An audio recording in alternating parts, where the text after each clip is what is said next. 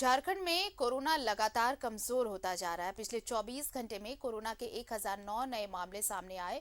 5 मरीजों की मौत हो गई। वहीं एक्टिव मरीजों की संख्या घटकर 13,908 हो गई है, जबकि पिछले 24 घंटे में 2,921 लोग संक्रमण से ठीक हुए।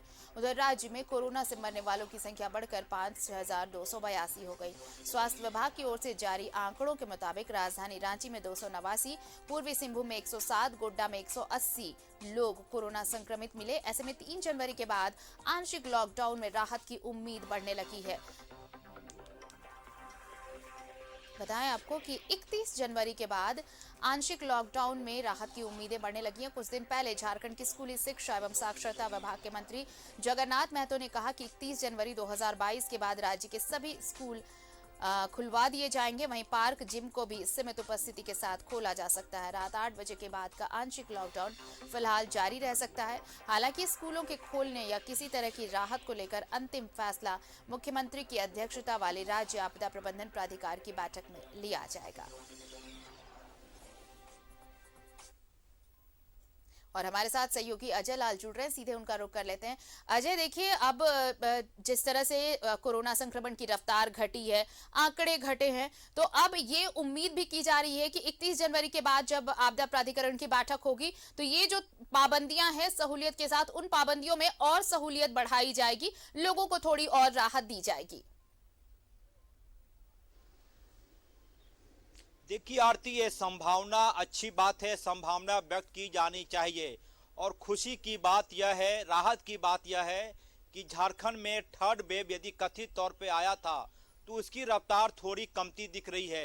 लेकिन इन सब के बीच यह मानकर चलना चाहिए आरती, हम सभी को, पूरे झारखंड वासियों को, कि जो कोरोना वायरस है उसका कोई भी एक्सपायरी डेट नहीं है। कोई यह कहने की स्थिति में नहीं है, कोई भी वैज्ञानिक, कोई भी जानकार ये कहने की स्थिति में नहीं है कि अमुक तारीख के बाद से कोरोना पूरी तरह से खत्म हो जाएगा। मतलब ये हुआ कि कोरोना अब हमारे जीवन के साथ रहेगा।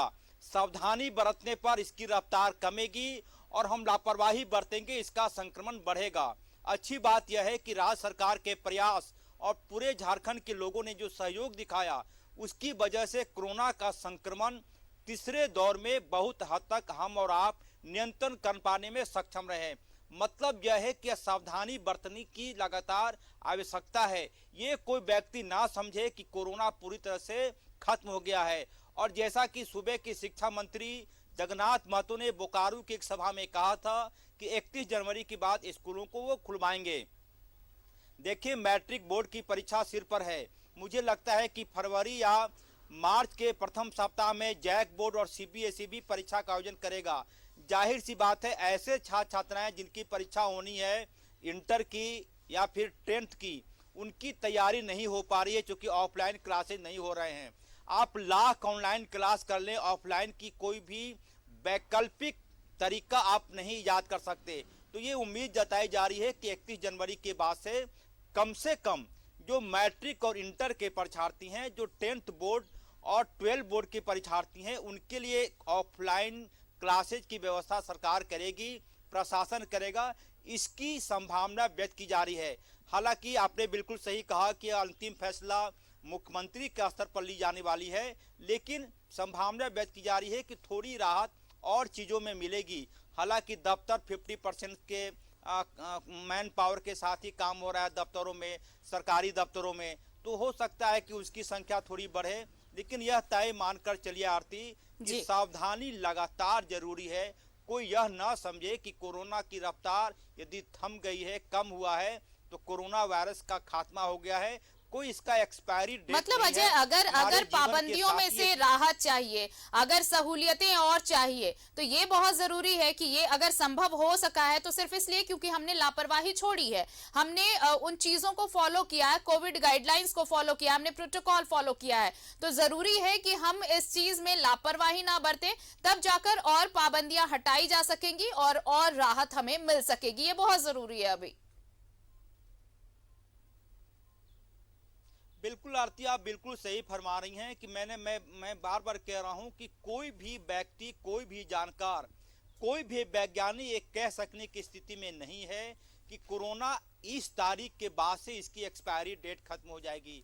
जैसे अन्य वायरस हैं हमारे जीवन के साथ, चाहे वो मलेरिया की बात कर लें, डेंगू की बात कर लें, फाइलेरिया की बात कर लें, तमाम चीज़ें हैं। तो यह मानकर चलने में कोई हर्ज नहीं है कि अब कोरोना वायरस भी जीवन का अभिन्न हिस्सों में शामिल हो गया है। जैसे अन्य बीमारियां हैं, यह मानकर चलिए कि कोरोना बीमारी भी रहेगी। तब इसका उपाय क्या? उपाय यही है कि हम लगातार सावधानी बरतें और कहीं से भी ये जताने की कोशिश ना करें कि कोरोना वायरस का खात्मा हो गया। अच्छी बात यह है, ईश्वर का बहुत बड़ी कृपा है झारखंड पर कि कोरोना के तीसरे रफ्तार में जिस प्रकार की आशंका व्यक्त की गई थी, कम से कम उस आशंका से हम और आप बच सके हैं। तो फिर से वही सवाल कि क्या करना है। स्कूलें बेशक खुलनी चाहिए, लेकिन सावधानी बेशक जरूरी है। और यदि हम सावधानी बरतेंगे तो कोरोना के अन्य लहर भी आएंगे और उसको हम लोग हरा पाने में सफल होंगे। और देखिए, कोई भी प्रशासन, कोई भी सरकार ये नहीं चाहती आरती कि उनके शहर का हिस्सा बंद हो, उनके शहर में लॉकडाउन की स्थिति हो। यदि सरकार, यदि प्रशासन इस प्रकार के फैसले लेती है तो यह मान कर चलिए कि आपकी और हमारी सेहत की रक्षा के लिए करती है। लिहाजा इस गाइडलाइन को मानने में कोई हर्ज यानी कि एक उम्मीद बंधी है, एक उम्मीद बंधी है, एक आशा की किरण जरूर जगी है अजय। जिस तरह से ये आंकड़े घटे हैं, संक्रमण की रफ्तार थमी है, तो ये उम्मीद की जानी चाहिए कि अगली बैठक जब होगी तो राहत और सरकार की तरफ से मिल पाएगी, पाबंदियां थोड़ी और हटाई जा सकेंगी। बहुत बहुत शुक्रिया हमारे साथ जुड़ने के लिए और तमाम बातचीत के लिए आपका। तो पाबंदियों में ढील के आसार हैं क्योंकि संक्रमण की रफ्तार थोड़ी थमती नजर आ रही है और देखिए आंकड़े भी कम हो रहे हैं, रिकवरी भी अब ज्यादा हो रही है। तो ऐसे में अब एक उम्मीद है, संभावना है कि अगली बार जब बैठक होगी तो शायद और पाबंदियां हटाई जा सके और ढील दी जाए। खबरें और भी हैं, एक छोटा सा ब्रेक लेंगे, फौरन हाजिर होते हैं। आप देखते रहिए न्यूज़ 11 भारत।